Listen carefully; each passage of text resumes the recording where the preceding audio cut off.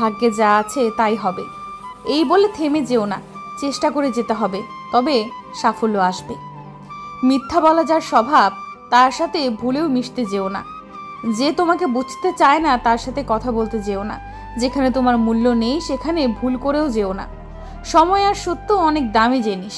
সময় একবার চলে গেলে আর ফিরে পাওয়া যায় না। আর সত্য এমন জিনিস, হাজার চেষ্টা করেও কোনো সত্য লুকিয়ে রাখা যায় না, কারণ সময় কখনো কারোর জন্য অপেক্ষা করে না, আর সত্য কখনো চাপা থাকে না। যত ভাববেন আর চিন্তা করবেন ততই দুশ্চিন্তা মনের মধ্যে ভিড় করবে, এটাই স্বাভাবিক। একা থাকতে শেখো, তবেই সাহসী তৈরি হবে। যে কোনো পরিস্থিতির সম্মুখীন হও, তবেই শক্তিশালী হবে। পরিস্থিতি মানিয়ে নাও, তবেই ধৈর্যশীল হবে।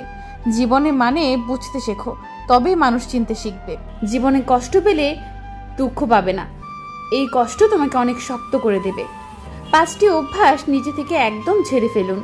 অন্যের দয়া কামনা করা, পরিবর্তনকে ভয় করা, অতীত নিয়ে পড়ে থাকা, নিজেকে ছোট মনে করা, অতিরিক্ত চিন্তা করা।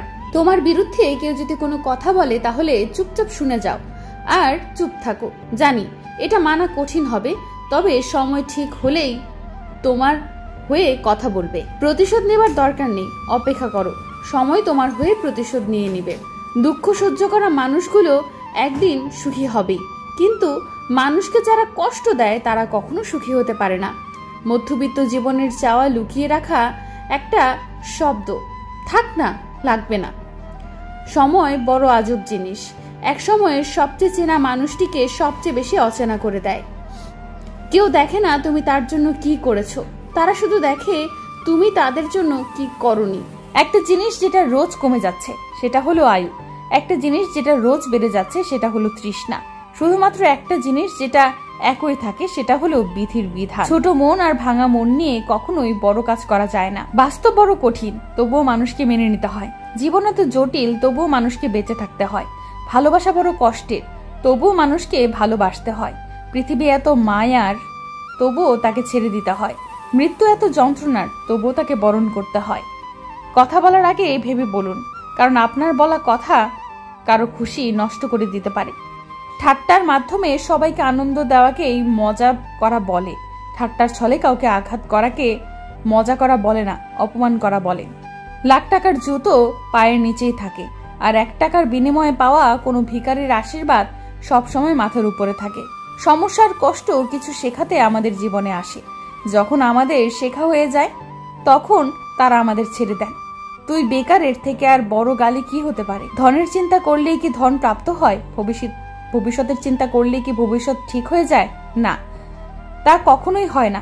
তাই চিন্তা ত্যাগ করুন, চিন্তা মৃত্যুর সমান।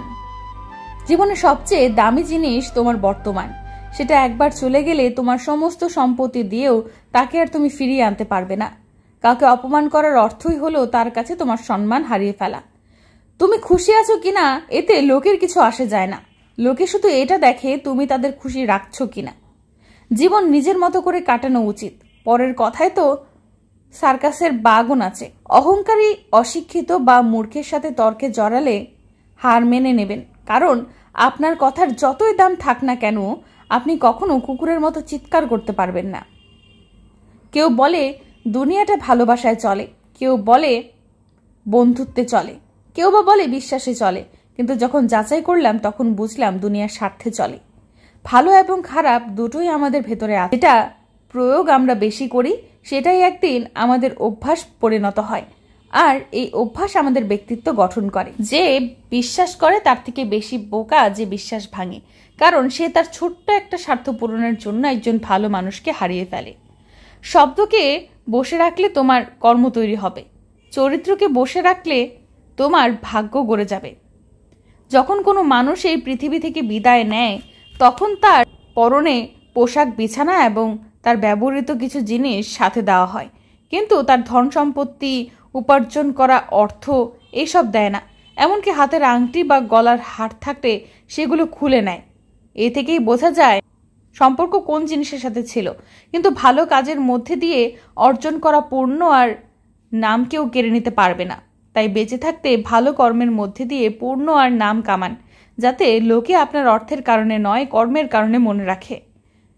ঠাট্টার মাধ্যমে সব